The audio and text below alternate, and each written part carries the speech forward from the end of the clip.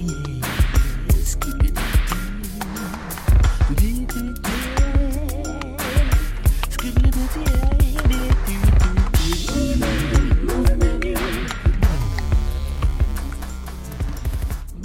are Movie Menu Reviews. Once upon a time in a neighborhood, once upon a time in a neighbor, we say farewell. You say farewell. Once upon a time in a neighborhood, once upon a time in Hollywood, won't you be my, can't you be my, won't you be Movie Menu? On today's menu, we'll be reviewing The Farewell and Once Upon a Time in Hollywood.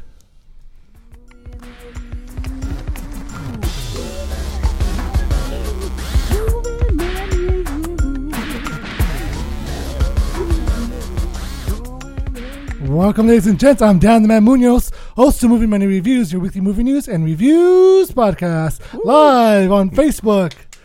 Thank you. Yeah. Also joining us today is our special guest, filmmaker, director-writer, Manuel Montanez. Hey, welcome. Thank you so much for being here. Thank you for having me back. Welcome. And I apologize for my voice being kind of off today. Yeah. I blame it on my co-host, senior panelist Z. Well, we'll be doing part of your job today, so yes, I take your voice.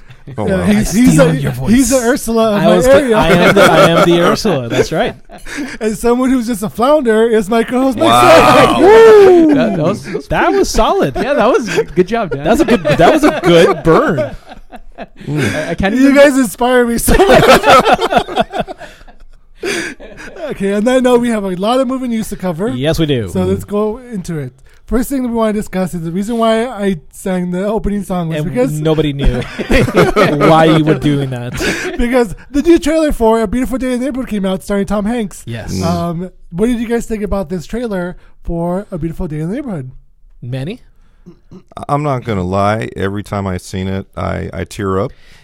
Get a little bit more teary than I'm used to. My girlfriend caught me. So and it's just a trailer. That's the other part. Yeah. Now, did you see Won't You Be My Neighbor, the documentary? Oh, I loved it. See, I couldn't watch it. I could not. I was so scared of like, you know what I mean? Like it's okay. It ruined your childhood? Yeah, and I'm glad that there's a line in this trailer about ruining your childhood because I was worried. Now I know there's nothing to be worried about because Mr. Rogers was a freaking saint. Yeah. But like, I also couldn't watch it because for the same reason that while we were watching it, I think you were watching it and I was standing up and I was tearing up and you were tearing up and we didn't even talk about it until after that. Because anytime you watch Mr. Rogers be the kind man that he was, you have a moment of self-reflection if ever you grew up with Mr. Rogers, and holy crap, does Tom Hanks capture that magic. He's just an embodiment of that. Yes, he is. Completely. Which is crazy because he's played so many top people, right? He did Walt Disney. He did that one dude from that World War II movie. No, he did Captain Phillips. He did Captain Phillips. He played the Sully. Yeah, and more importantly, right? He's the guy who can blend into all these characters, and you know that behind the scenes he's also a really nice guy. Yeah.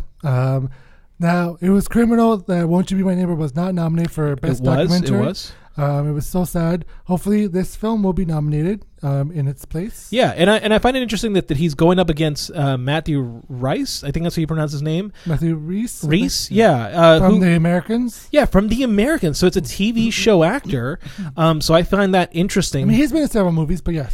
But you know what I mean? Like it's like you're going up against Tom Hanks, and you know he's being directed by Marielle Heller, so that's going to be an interesting depiction. I'm super excited about it, and I can't wait. I honestly I feel it's going to be an Oscar nom without a doubt. We do have a comment. Yes, someone Denise R says, "Yep, I did totally caught tears." Yeah. That's my girlfriend.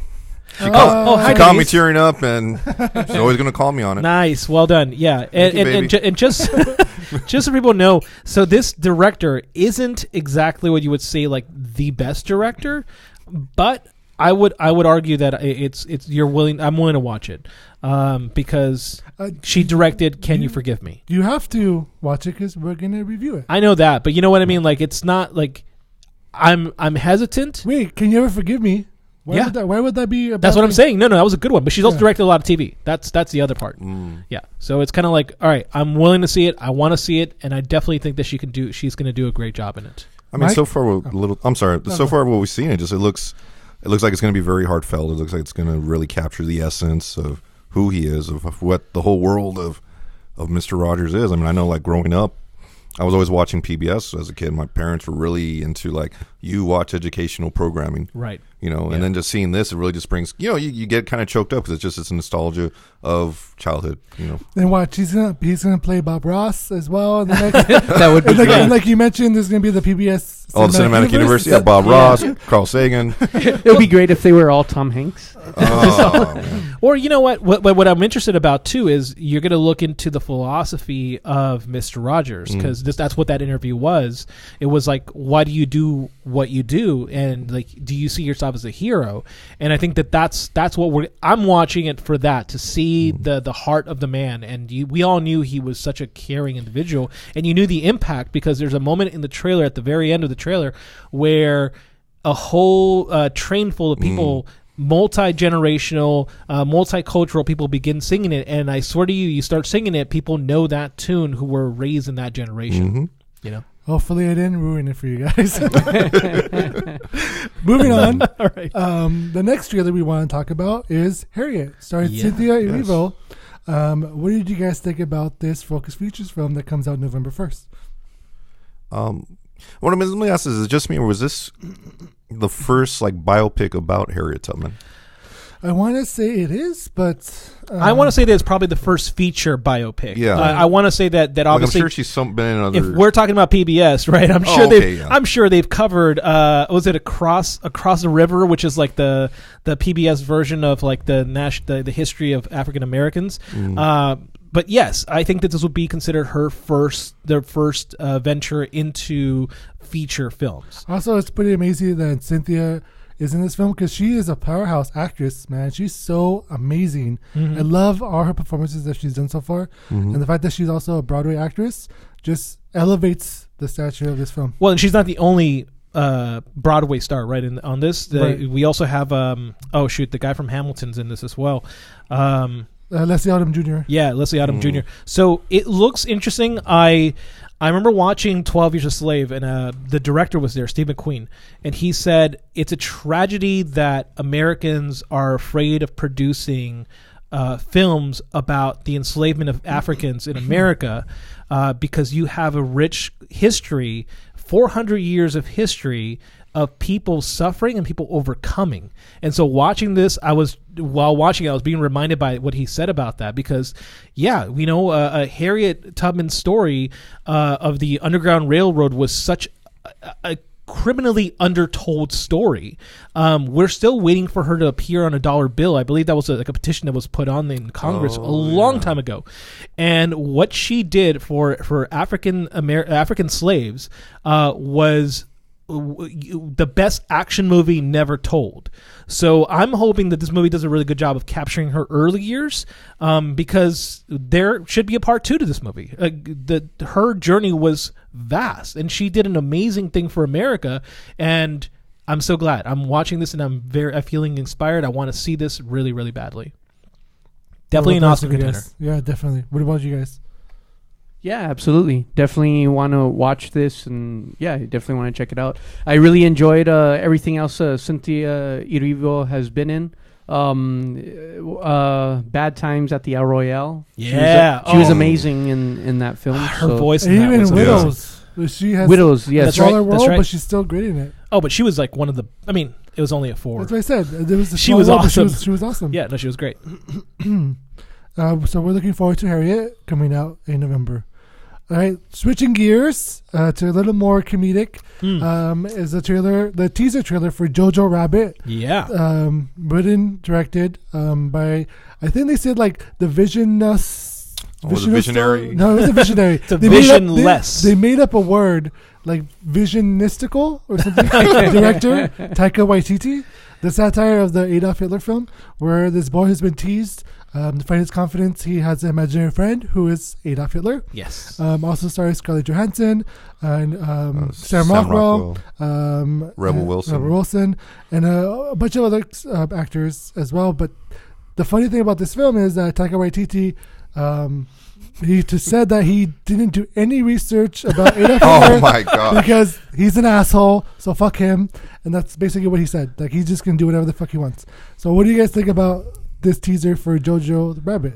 Do you guys want to see it, Mike? Yeah, I'm very much looking forward to this, and I've been looking forward to everything Taika Waititi has been cranking out since. I know he's. What we do in the shadows. Yeah. Since what we do in the shadows, as well as Hunt for the Wilder People, as well as Thor Ragnarok. I think Thor. Yeah, and absolutely. now Love and Thunder, and now this. Like, he's doing no wrong. That guy. I feel like Taika has gotten a blank check, and people have now seen. You know what I mean? Like, he's got now. Like, he's kind of like Guillermo del Toro. For comedy, in that, like, he can do whatever he wants to do, and it could be a bomb, but it doesn't matter because it's Taika Waititi, and you know that there's a caliber of filmmaking involved in that. And most likely it won't be a bomb. So. No, but Hunt for the Wilder People wasn't exactly a success either, but it got a lot of. It was a critical success. Exactly. That's what I'm saying. So I think that, with that being said, Taika knows how to direct weird satirical comedies, and more importantly, this is a great film that looks like it's going to be, again, telling an adult story through the eyes of children, which is awesome. And him as Hitler looks ridiculous. I think it's just, when you watch the trailer and you kind of get, the music and the shots and the feel, it almost feels like as if Wes Anderson sat down and watched, I don't know, The Man in the High Castle or some kind of Nazi film. So, you know what? Let me see what I can do. Inglourious Basterds. Here, hold my beer. Yeah. I mean, I'm not saying that as like an insult. I mean, I loved it. It feels like it's going to be. Now I kind of want to see them team up. I want to see Taika Waititi and Wes Anderson do a film together. I might actually enjoy a Wes Anderson film in that case. So that would be great. I feel like he's a little too full of himself. But yes, that's on me. Yeah, it's on you. But at the same time, I'm looking forward to this. Agreed. It's going to be fun. Yes, it's going to be a lot of fun. And another trailer that looks like it's a lot of fun is the trailer for Zombieland 2 Double Tap, starring Woody Harrelson, Jesse Eisenberg, Abigail Breslin, and Emma Stone. Also, Rosario Dawson is in the sequel to Zombieland. Yeah. And the funny thing is, I like how they start off with the Academy Award nominee Woody Harrelson, Academy nominee Jesse Eisenberg, Academy nominee Abigail Breslin, Academy Award winner Emma Stone, and have these people who have been nominated for the Oscar are in this film back 10 years after it was filmed to do this again. What do you guys think about them doing Double Tap? Well, and you know that they're doing that because they have to acknowledge the fact that this movie's been so hard to make because of all of that. Because these actors have gone off, right? This 10 years ago, have gone off and done amazing films. But they also tried to do the TV show that didn't happen as well. Yeah. So it's good. I'm glad that it's a different director from the first one. It is. But I am happy that they are back to do this one because I did really enjoy the first film. And it seems like they are growing the lore of Zombieland in this one and adding more rules and whatnot and other people as well.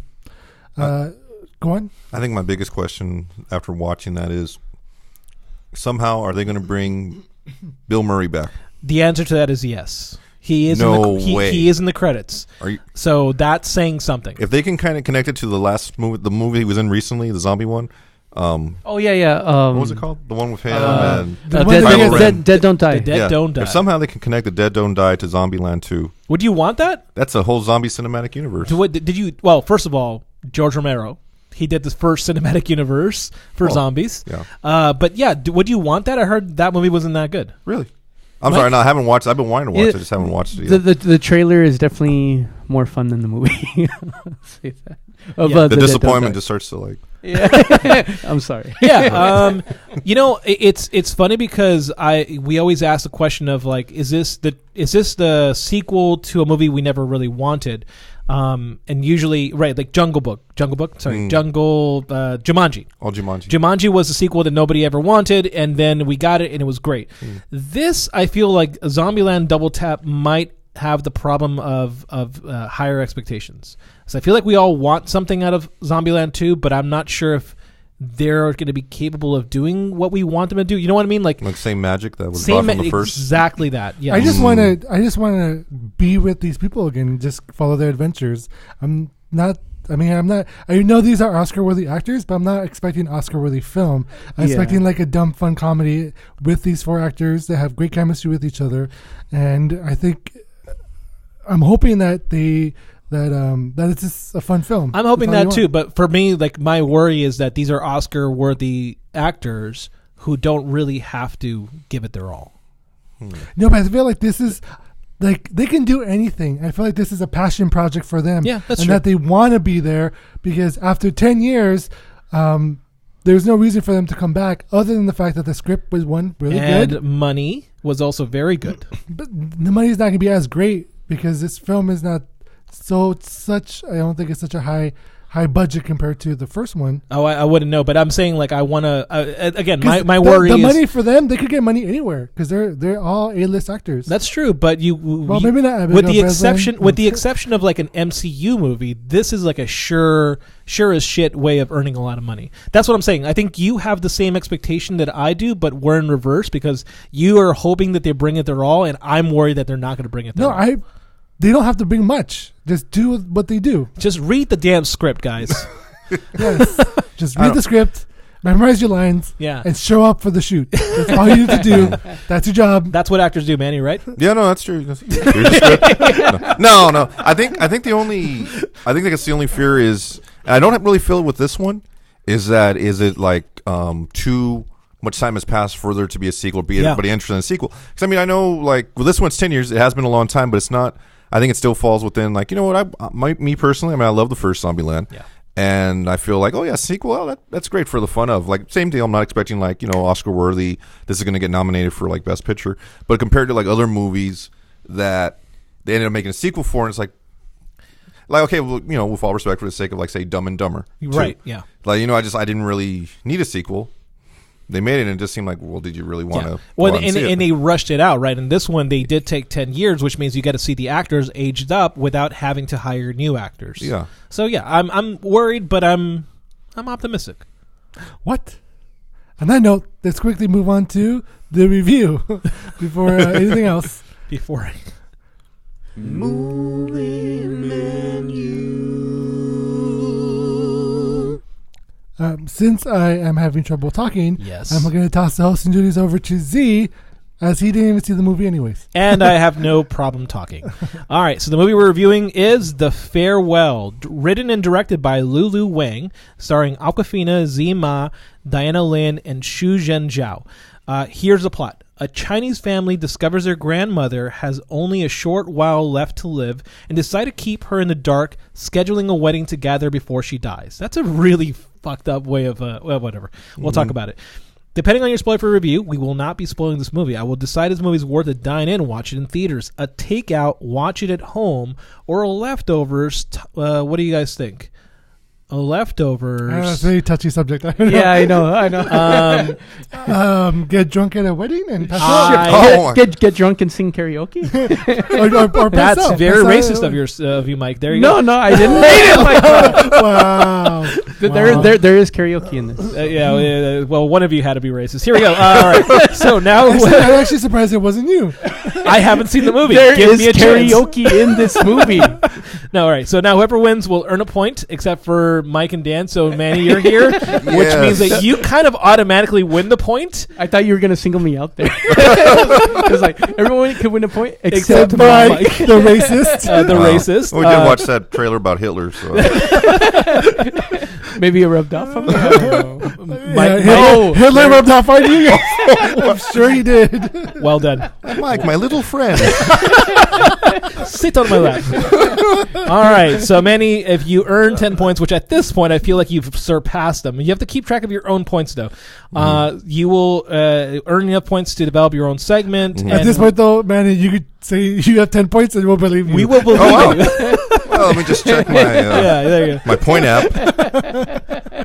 Oh, you got 100 points. Oh, Oh, okay, my. got it. So if you earn So 100, the next 10 episodes are yours, man. yeah, Dan will buy you dinner. So there's Good also times. Yeah, there you go. On Z's credit card. Damn it! Yes. All right. So again, I have not watched this movie, so you guys need to convince me to either watch it dine in, watch it in theaters, a takeout, watch it at home, or leftovers, get drunk and sing karaoke. So Manny, with that being said, rate this film. Oh, definitely dine in. All right, Mike. Dine in for sure. All right, and Dan. Definite dine in, as well as this is actually based on actual Yes, it is. And I heard about this story like maybe 2 years ago. I'm pretentious and I listened to the podcast This American Life, Oh, okay. and this story was on there. Oh, And I remember listening to the story because then I listened to the episode after I saw the film, and I remember thinking like, what a difficult place to be put in as someone who has to keep a lie that their family member is dying, and you have to go see them and not be able to tell them because it'll go against the family. yeah. So That's a the very- story, whose story? This is a director's story. Yeah, it's her story. So she wrote it and directed it, and it's her actual family that went through this, and here in America, that would not be possible. That story would be illegal. Yeah. Because the doctor has rights to the patient, not to the family. But in China, they have a philosophy that the mind, body, and soul are all connected in one. So if you give bad news to someone and they become depressed, then their physical body will also suffer and die. Yeah. So they tell the difficult news to a family member instead. And so when they find out that the grandma or Nene has lung cancer and only has about 3 months It's 3 months, yeah. to live, they concoct this plan that the grandson to get married is going to have a wedding to make all the family members come and visit her without her knowing that's the real reason is because she's dying. So it's a fake wedding. It's a fake wedding. Well, no, Okay. no, I mean, it was an actual wedding. People are getting married, or they're not getting married. It was a real but very But- rushed wedding. Yeah. They use the wedding as Yeah. an excuse. In for the everyone to find. in the trailer, it looks like the grandmother's like pushing two people's heads together. Exactly. Yeah. Well, the thing is, the couple itself, they were only together for like 3 months. oh, And then she even makes a Jesus. comment about like, wow, they're only 3 months. Maybe, she might be pregnant or something. Ah, okay. Like this is, like a... Yeah. And the funny thing is, well, not funny, but the crazy thing is that the bride is Japanese, Yeah. so she doesn't she's meeting the family for the first time. Wow. And they can't communicate with each other. Total it's language this barrier. Total awkwardness as well. Yeah. And the Aquafina is like amazing in this film. Well, before we yeah. go to the acting, I wanted to ask Manny, because Manny, you've directed a movie about culture, Yeah. and it was called Culture, right? Ironically, yes. Yes, there you go. Okay.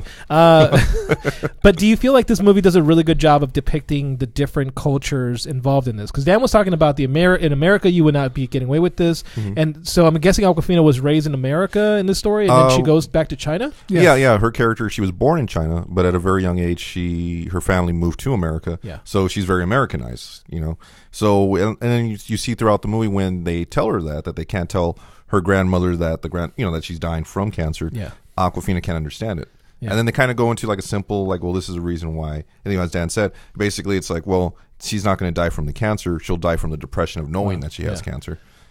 And it's very interesting because, they do play on like, she's Chinese American. So they go into the culture then. They go into, culture within China. And then it ends up being not just between the countries, but the philosophies. Like in the East, we do it this way. In the West, they do it that way. Yeah. And they do a really good job of Oh, explaining they do that. a really good job to it.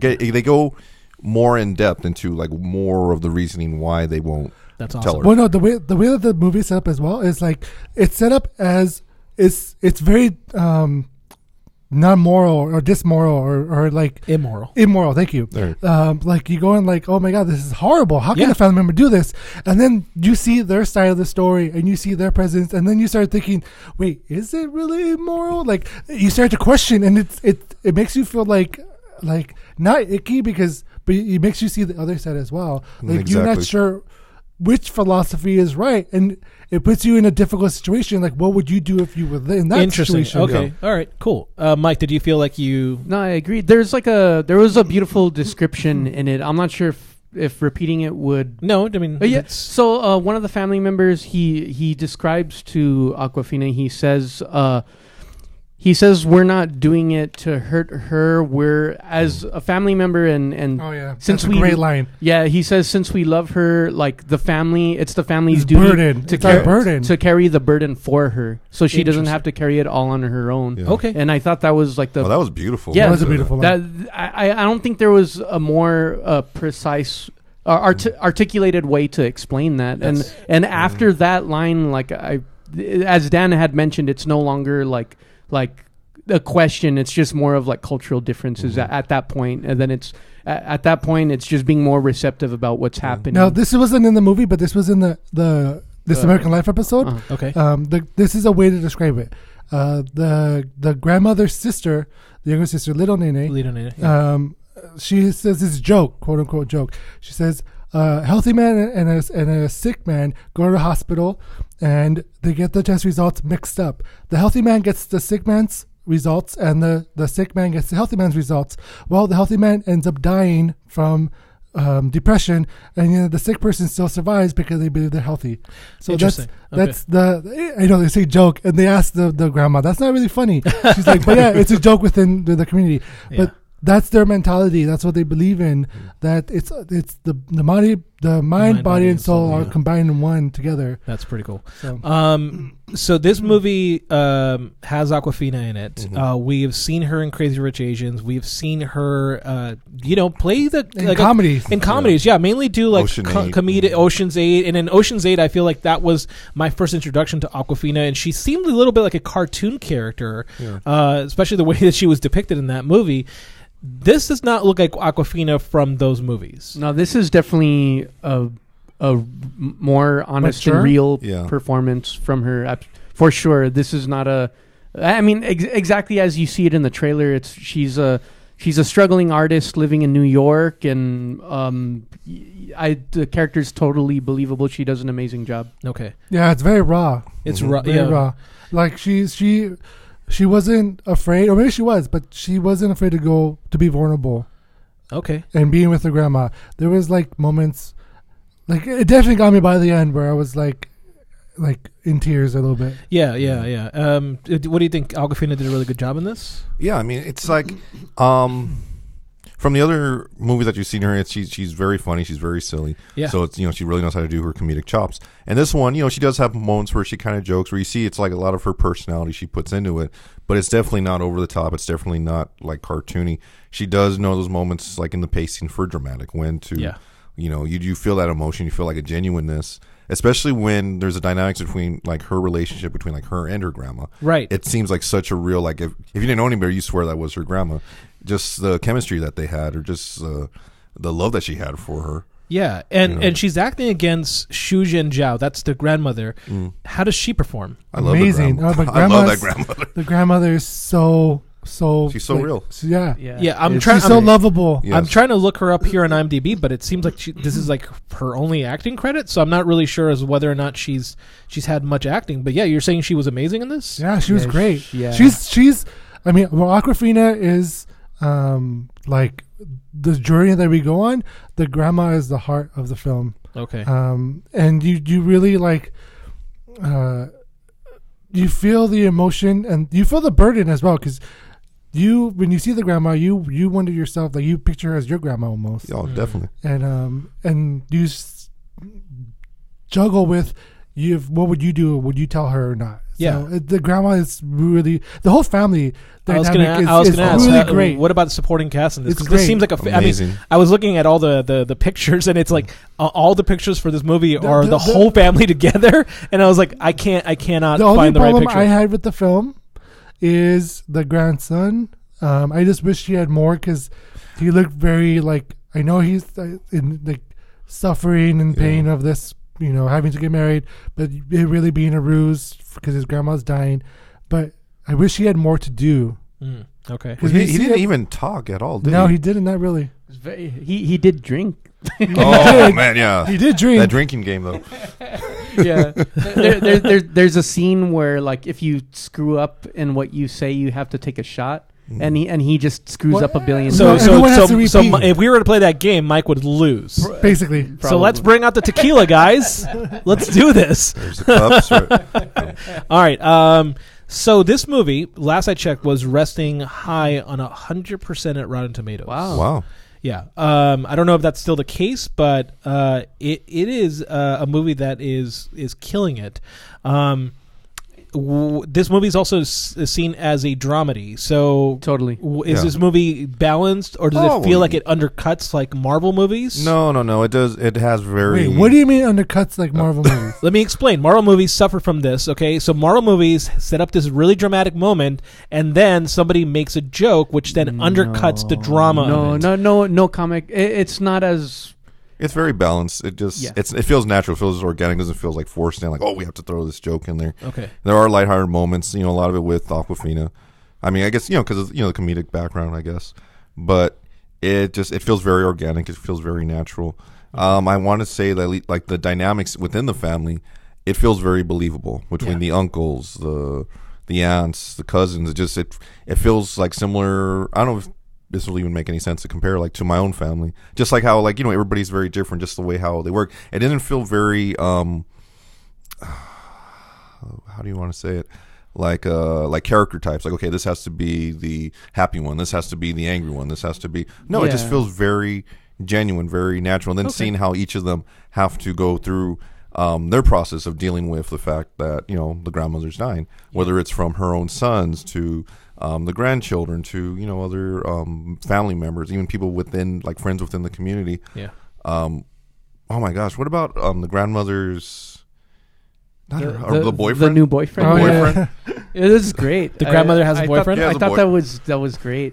It's like, I think it just shows like, she doesn't really like him, but I mean, I think she does, but she always rags on him. But she says like around. It's great. How does she say like it's better than being alone? Yeah. But I think like this film on the trailer, it seems like it's covering just the grandmother having cancer, but I think it also covers just death in general, because they cover when also the family though. It covers like a lot to do with family.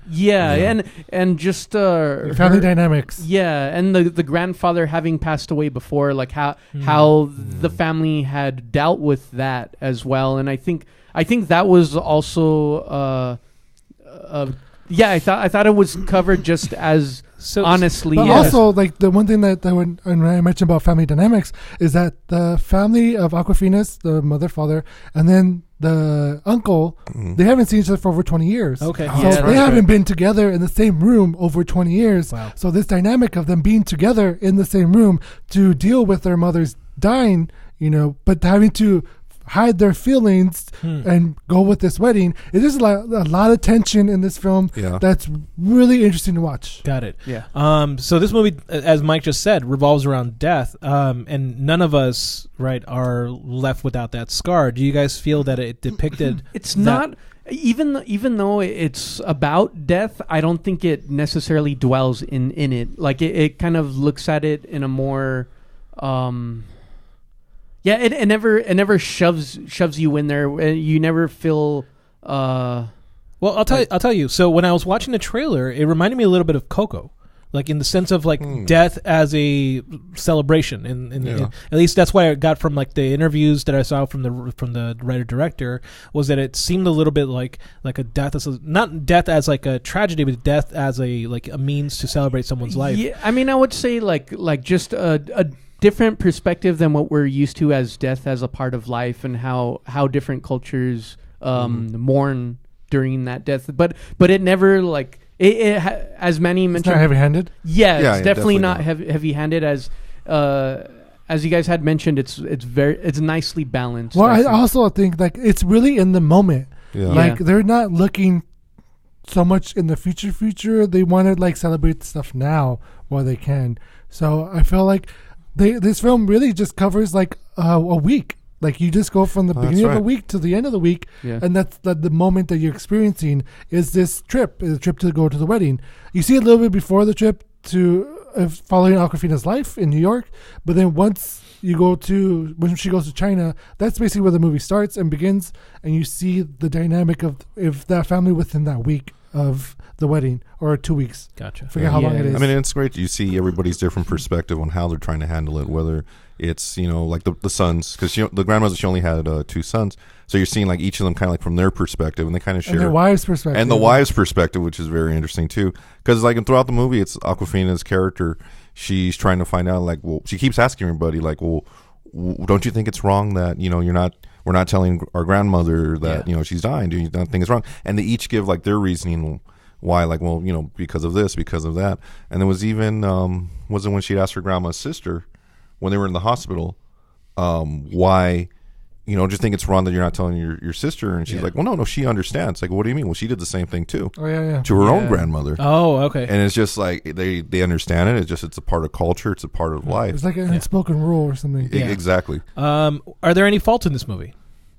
I just didn't like the grandson. Yeah, you mentioned the grandson. Is there anything else that you guys found difficult to understand or process? Can I ask, is the movie subtitled, or is it? Yes. Okay. Yes. Okay. I mean, there's parts where they're speaking, English. Maybe like 5-10% in the movie. Yeah, like Awkwafina's family speaks English together. Okay. Yeah, but the majority of it's in subtitle. But even then, like, it doesn't like take away. There is a funny English scene when they go to the hospital and the doctor speaks English. That's in the trailer. It was pretty funny. Yeah, that's great. Yeah. All right. Any final words? I feel like I've gotten a pretty good understanding of what I'm going to rate this movie. Final words, Manny? I would say it's a definite watch. It's definite. Kind of a character study of not so much of death itself, but like preparation for, like, preparing yourself for the grieving process, preparing yourself for what you're gonna feel. Go see it. That was not depressing at all, man. I'm sorry. This coffee's not kicking in. The coffee's too dark. Yeah. Don't tell the coffee it's not working. Dan? Definitely dine in. I would also recommend to take some tissues just in case you start crying. I feel like this movie doesn't just deal with death, but it deals with your perception on death. Yeah. It really makes you think, like, what would you do if you were in that situation? Could you handle this? And basically, it'll show your true character of what you would do in that situation. Okay. So definitely watch it. It might have some unanswered questions that you might ask yourself. If you're ready to answer those questions, I would say definitely watch this movie.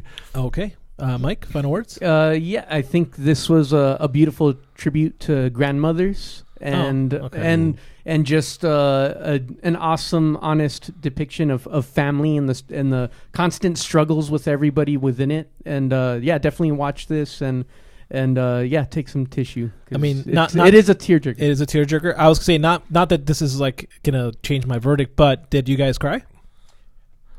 I teared up a little bit at the end. Yeah. There were a lot of knots in my throat, for sure. That's how I lost my voice. I was just like, I think if I was watching it at home, I'd be like, ah! Yeah, but I was in the theater and I was like, suppress it. Hey, it's okay to cry, Mike. It's okay to cry. Mike, it's actually more manlier to cry than to not cry. Okay. Manny? Stop being with the toxic masculinity, Mike. Oh, sorry. He's a racist and a toxic masculine. You guys have learned the truth. Manly tears. No, it's like a water muscle fist. Yeah, that's what I'm imagining too. It's just a fist. Then it goes back. No, I got teary eyed. It was, because I mean, to be honest, to say, I've actually this past month or two, I've had a few deaths in the family. Oh. So it just kind of like, it's just kind of relating, like seeing like, all the family getting together on both sides of the family. I got from like on my dad's side, they're all from Mexico. So I had to go down to Mexico for the burial. Yeah. So seeing the dynamics there. And then on the other side, on my mom's side, it's more Mexican Americanized. Oh, okay. So going through like the dynamics and that, so when I watch this movie, just, it's something that I could really relate to. Okay. So, yeah. Before I go, are there any comments that we need to address? Yeah, there's Lisa. It's my sister. Hi, Lisa. Hello, Lisa. Hi. Hi. She really wants to see this one now. You should, Lisa. Right, that's what a good review should do. It should turn us on to watching this movie. Anybody else? Well, back when we were talking about trailers, Oh. Denise R says yes. So thought it was a Wes Anderson film at first. Okay. Till the obvious comedy came out. Must see. Oh, jeez. Solid burn. All right. With that being said, I'm going to give this movie a dine-in. Watch it in theaters. Yay. Again, I was telling Manny behind the scenes, I was saying, wow, this is one of those movies where I really wish I went to go watch it if I wasn't sick. So I didn't even know this movie existed up until You got me sick. no. Well, I know I didn't see you last week, so I did not get you sick.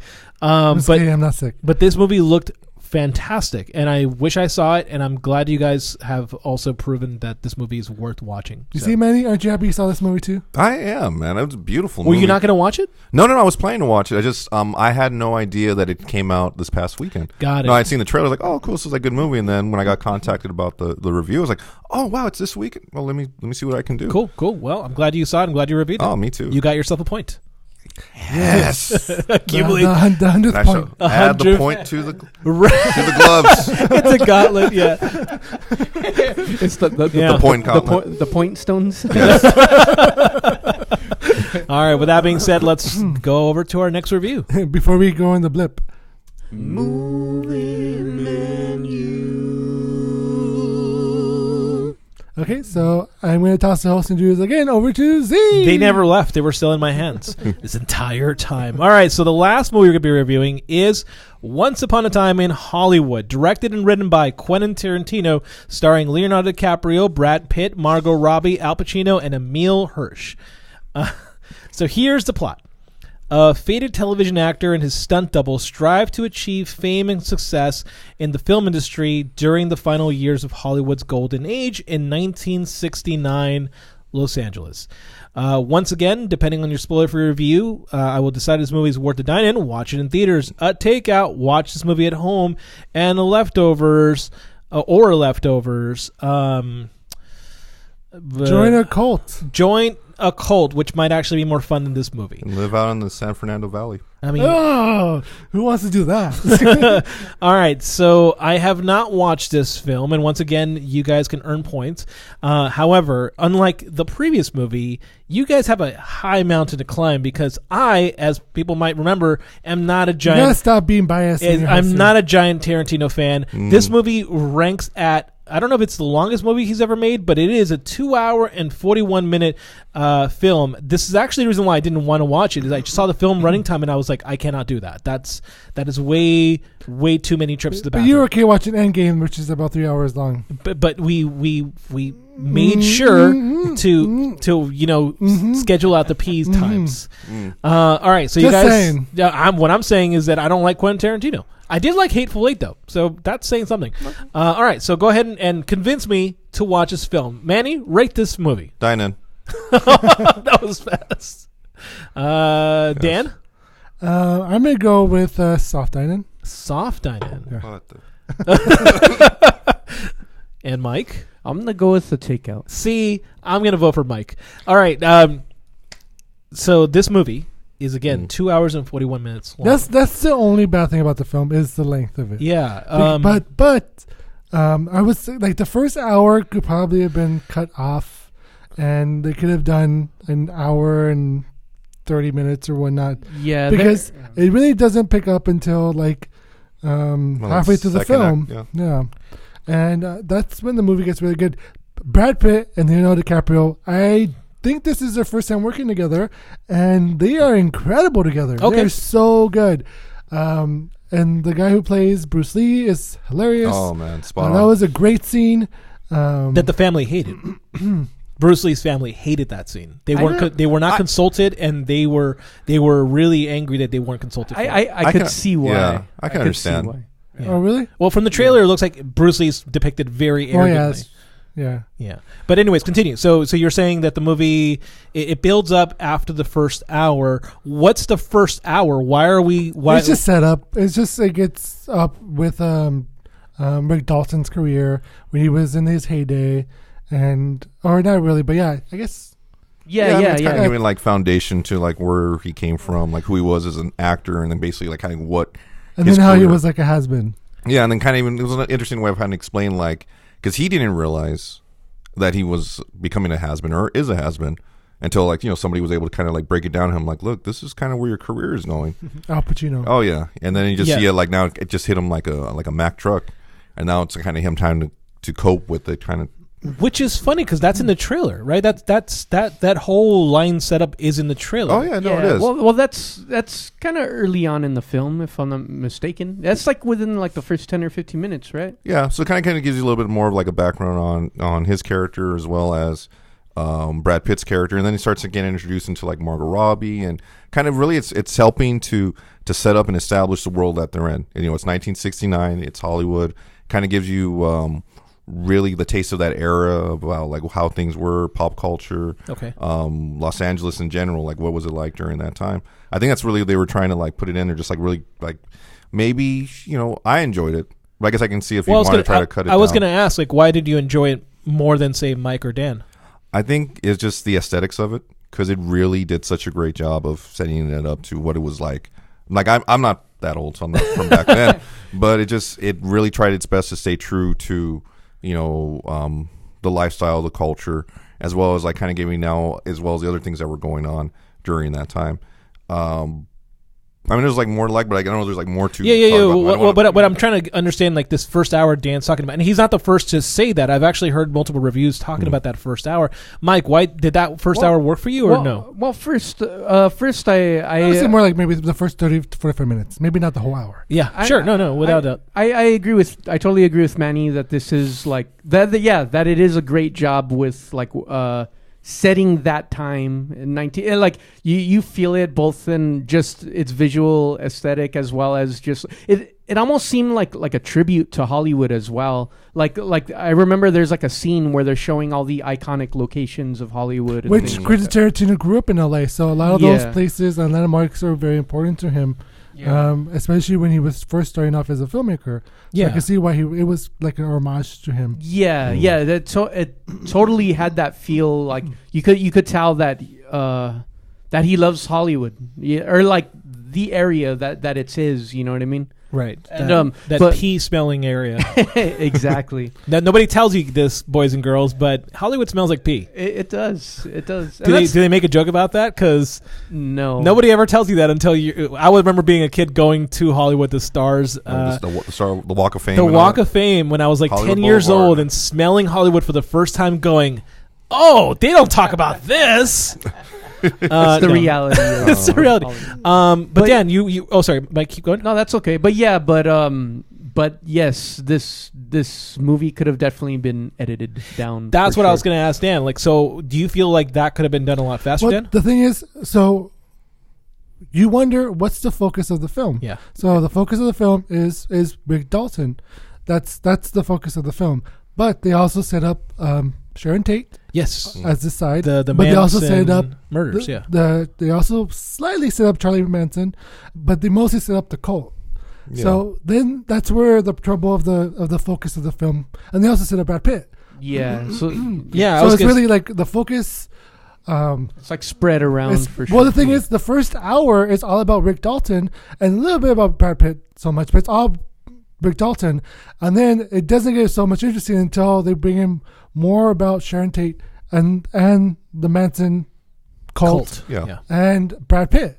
So because once that gets introduced, that's when I feel like the film gets a little more interesting. Gotcha. Okay. Yeah, and so they don't really focus on that at all, and especially the cult in the first hour or so. Yeah. So then why do we care? So I guess part of me is like, all right, is there growth in the movie? Do you feel like Leo's character, Rick Dalton's character, like grows? It's hard to talk about it without giving stuff away. These I think these characters are definitely lovable characters. They are. And I did feel attached to all of them as the film progressed. So and I think... I mean, minus the cult, right? Yeah. Or are you talking about the cult the whole time? Like, which one are you talking about, Mike? Rub his forehead. Rub his forehead. Do it quickly. Does he have a swastika on there? He might be a Manzonite. The makeup comes off. No, but I think like there are a lot of fun character building and world building moments that you get to experience with all these characters. With Rick Dalton's character, without giving too much away, you get to, and it's shown in the trailer too. You watch the day in the life of an actor, and it's fun to actually see how it plays out, like how it plays out on set. You get those moments which they're super fun to watch. Yeah, and I think that was a lot of it too. You did see about you see in the trailers when he talks to Al Pacino's character, who's supposed to be like a producer, and they kind of starting to set up about getting work, about what to do. And then even then, you see the moments when he's trying to memorize his lines, when he's trying to prep himself for the parts, for the scene, and even on sets, maybe little mistakes or whatnot. It felt very genuine when watching it. So I think a lot of it was just kind of giving you a taste of what was the lifestyle, what is the career-wise, what day-to-day life of an actor and what they have to go through. So this is more like a docudrama style? Obviously with Quentin Tarantino flair. Well, not like a docudrama style, but just kind of gives you that. This is probably the least Quentin Tarantino movie of all his movies. I 100% agree with Dan, and I think I'll give you that. And I think that hurts the film a little bit. To me, it did. Okay, because you have certain expectations. Yeah. You get used to.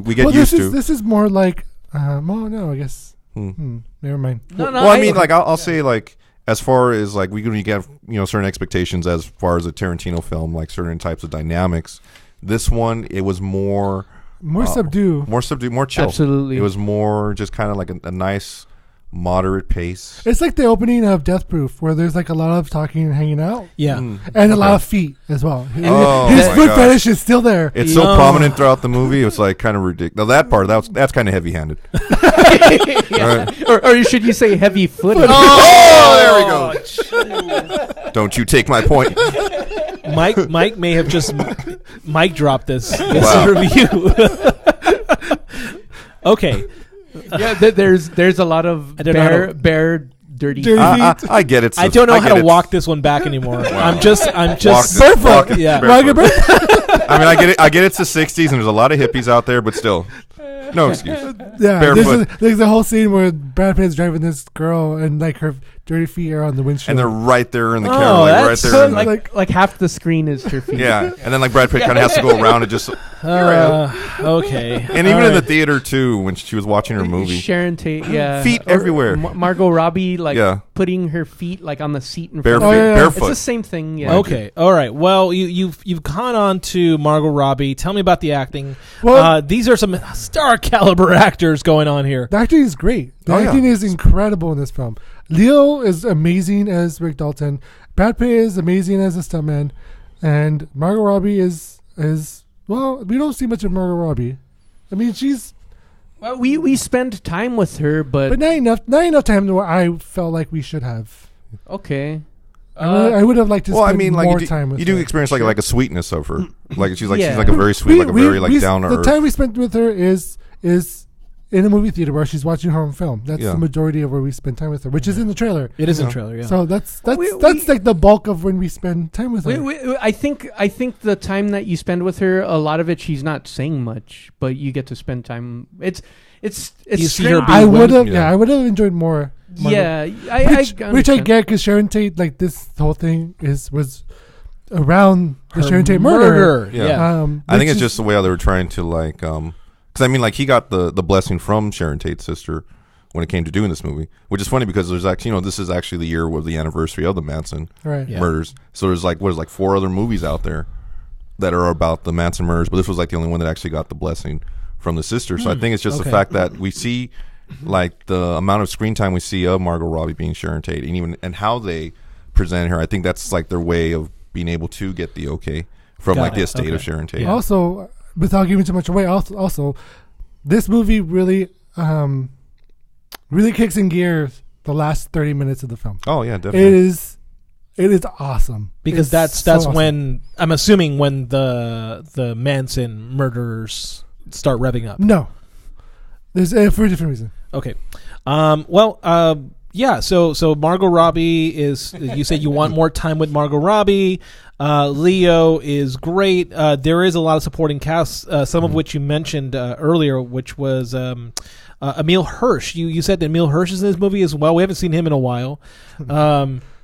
How is he in this movie? Or how are the supporting cast in this movie? Because you were saying the Bruce Lee actor as well. He was really fantastic. How's supporting cast? It's not a very strong supporting cast. There's a lot of people. No, the little girl is great. Oh, she was great. She was awesome. Whoever the little girl was, she needs to be in more films. Do you remember in the trailer where it's like a little girl that he's doing a scene with? This is the best acting I've ever seen in my life. And then he just gets all teary eyed. Yeah. She is great. Oh, she's hilarious. I wish that clip wasn't in the trailer. Okay. When I first saw it in the trailer, I was like, yeah. And then like it lost impact like when I saw it. Really, I still had impact when I saw it. Because you see the whole scene together. Yeah. And you see them talk, and that was one scene that, you know what, I was okay like with that scene because the little girl was amazing in their film. She is. Oh, yeah.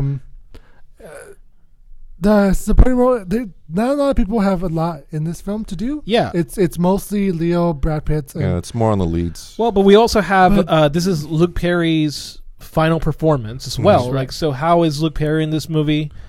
Well, he was great. It was just, but his part was more of a cameo. Gotcha. Yeah, For the sake of a lot of cameos. Yeah, a lot of more cameos. cameos than Okay. supporting. Yeah, absolutely. I would All right. say. There is a great tension scene, and you kind of see in the trailer where Brad Pitt goes to like this ranch. That whole scene sequence is pretty cool. Yeah. Yeah. There was a lot. There was great build up in there, and just kind of kept you like wondering, like, okay, what's going to happen? Is this going to happen? You kind of started making little assumptions. Yeah, I was like, fuck. The whole time, I was just like, uncomfortableness. It turns into like a horror film for a second. Right? Yeah, it does. The creepiness of it, that's what it is. Yeah. All right. Which was really cool. So I guess we get to the Sharon Tate of it all. That's depicted in this movie. So I know it's or rather that's something that this movie's because that's the end right, that so if anybody doesn't know this, the end of the 60s, a lot of things happened in the 60s, but one of the things that ended the flower power movement was Charles Manson, who then led his children, or whatever he called them, his cult followers, to kill Sharon Tate and the guests that she and had. the guests that were there. They were intending to kill Roman Polanski, I believe. That was Polanski they were going for, right? Well, so like, but anyways, the point is that okay, that was not to give that away. was the death. Well, that was the death of the flower power movement. Without ruining, I mean, just history with what happened. It was originally Charles Manson was friends with. He became friends with some of the Beach Boys. Beach Boys, yeah. And the producer of the Beach Boys at that time lived at the house, Polanski's house. But before Polanski moved in, so that was like the history behind that. So there was like. So Charles Manson had it out for that producer. Oh, okay. And then, but the producer moved out. But yeah, that's pretty much like being in the wrong place at the wrong. Yeah, got it. Okay, and do you see that depiction of that story going in that direction? I don't know if that's possible to be touched without going into spoiler territory. Yeah. But I can say I don't. All I can say is that it's not what you think, and it kind of goes into classic Tarantino style. That's all. Is that fair? So lots of blood. I won't. And like I was Red Wedding. I was like worried. I was very worried with where that was going to take it, and I was pleased with where it ended up going. I will say, because you did question to see like, you I didn't know which way it would go. Yeah, yeah. Okay.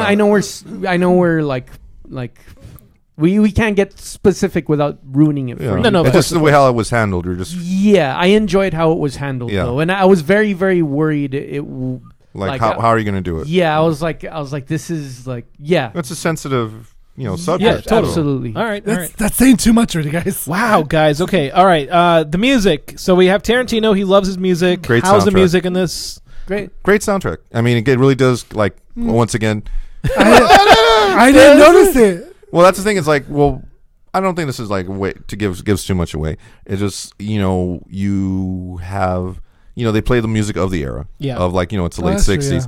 So a lot of it comes from radios. So like they're driving down the street, you're hearing this track from a radio. They're driving to another part, hearing another track from the radio, or just saying the house, trying to making mac and cheese, and there's a radio playing in the background or something.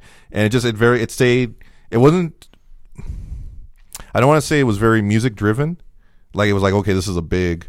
So it wasn't Reservoir Dogs. No, it wasn't It wasn't stylized so much. I mean, it had like a couple moments where the music was used to like help with the scene, but it was more just like kind of in the background role, just going back into setting up the aesthetics of the era of the late 60s of just giving the the authentic feel of it. I enjoyed the soundtrack. I mean, I was into that, like classic rock back in the day. Cool. Yeah, cool. yeah, I agree with that. But Dan, you say you didn't even notice it? No. I was thinking about like the score, not so much the music. Oh, that's a good point. But because the score, I thinking about it, I don't remember. But the music itself, the music was great of the time. Okay. Yeah, I mean, it was parts when the score when they try to be authentic to, because a lot of it's like the Leo's character, he was a TV cowboy. Mm-hmm. So TV music from the 50s, from the 60s, it has a very distinctive sound. So there's a couple parts in movies where they kind of try to carry that, they try to use that, where it still had that kind of same score from like movies or television from like the 60s era. Got it. It wasn't like synths or Zimmer or anything with synths and like boom, booms or anything. So any final thoughts? I feel like I'm hesitant, but I'm getting an idea. Final thoughts for this film? It's a very long film. Yes. And I think there are moments where it feels like it's meandering, but there are still and it is definitely one of the more tame Tarantino films, but there's still enough here to enjoy. So take out for me. Gotcha. I think this film the performances are great. I think Tarantino does a great job directing it. It is longer than it should be, but I feel like if you're really into Hollywood and films and filmmaking and seeing behind the scenes of how films get made, and especially in this time, I think you will really enjoy what it has to say. Okay. Manny? I think it's a lot of it really is like I guess it's kind of it's Tarantino's love letter to Hollywood. That's all his life has been. It's Hollywood. He wanted to be a director. He's made movies, and this is just kind of his way of like just saying thank you. Gotcha. Before we go, do we have any comments from the guests or from the chat? No, nothing that I can really talk about. Okay, then. Well, with that being said, I'm going to give the point over to not Mike. But that just means it goes to Manny. I'm gonna say I'm gonna say I'm gonna go with takeout because takeout. What? That's what I'm saying. I'm confused now. As in like you can't get any points because you are disqualified. Okay. But I'm gonna go with the takeout. I'm kind of the running time is a thing that kind of like scares me. Like I don't want to watch a movie that's that just go long. watch it in theaters. I think I would rather save my time than spend all that. So I don't know. You know what, audience? If you guys have any other opinions, if you feel like this movie's worth a dine in, try to convince me. But what I'm saying is that I would probably wait a little bit to watch this movie at home. I'm not super excited to watch it, but I definitely would be willing to watch the Tarantino's 9th out of 10 films. So, point goes to Manny because Manny does earn points. With that being said, I'm tossing the hosting duties back over to Dan. Whoosh. I can't talk. No, I'm just kidding. Thank you, Z, for hosting. Of course. Thank you so much, Manny, for being on the show. Thank you. I overwrite Z's thing, and you win. Yay. Well, he won anyways. That's what I just said. Oh, I wasn't listening. No, that makes sense. Thank you so much, Mike, for being here. For whatever. Just for being alive. Thank you. No, not for being alive. For being here. We appreciate you being alive or dead, as long as you're here. Oh man, it's just like that. Just like, I mean, you don't have to be alive. Just be here. Like Weekend at Bernie's style. Like I can have the glasses. That's still too smart and too for you, Mike. Way too smart for you. Okay. Thank you, Mike. Mike is my stunt double. So thank you. Nice. He takes all the hits. That is true. Because he's in a cult. Benny, is there anything you would like to promote at this time? Well, just to say, right now, Awkward Silence. I know I've talked about it every time I've come on the show. As you should, because it's an amazing film. Thank you. Right now, it's on Amazon Prime. If you want to see it, we pretty much finished our time on the festival circuit. Pretty much come to an end, but on the positive note, it's been great. We were able to go to different cities, even got to go to Hong Kong. That's awesome. To show over there. Yeah. That was awesome. Yeah, talk about the Hong Kong real quick. Oh, okay. Well, Hong Kong, it was awesome. It was my first time going to Asia.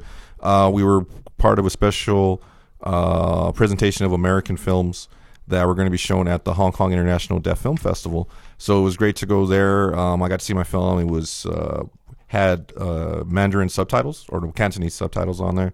Getting to meet like a lot of the people, the coordinators, the audience. It got a really good reception from it. Even being able to see people, it's a different culture, and seeing them react to the film.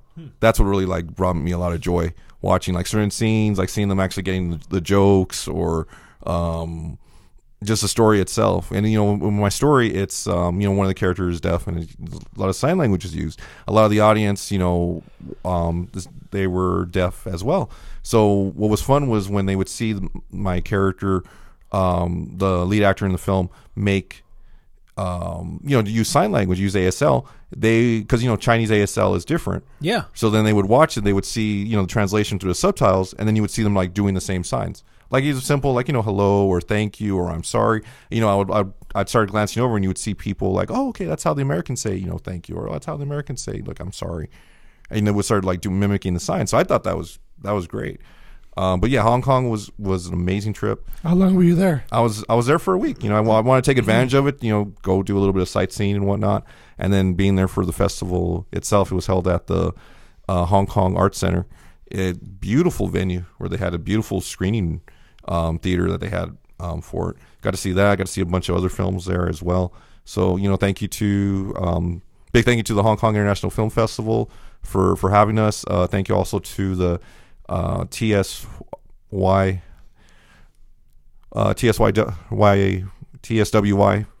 festival for allowing us to be part of your showcase to be shown in Hong Kong.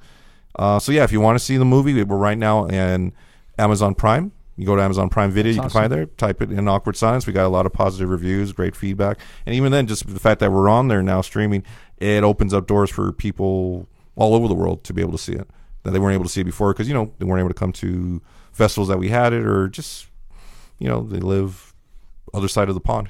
Gotcha. Awesome. Yeah, go check it out. It's such a good movie. Yeah. Thank you guys so much. We are Movie Menu Podcast. Thank you. Make sure to visit our website at moviemenupodcast.com. Subscribe to us on Apple Podcasts, Stitcher, SoundCloud, or wherever you find your podcasts. Rate and review us as well.